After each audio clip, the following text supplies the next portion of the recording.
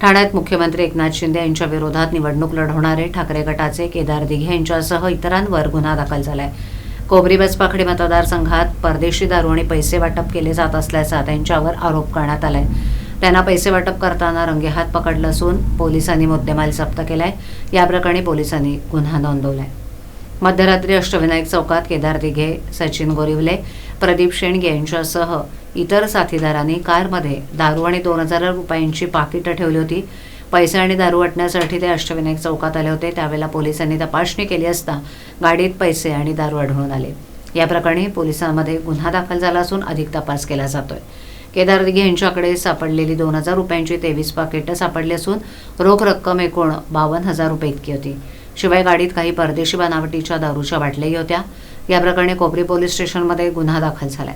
मतदारांना आमिष दाखवल्याप्रकरणी केदार दिघे यांच्यावर गुन्हा दाखल करण्यात आलाय।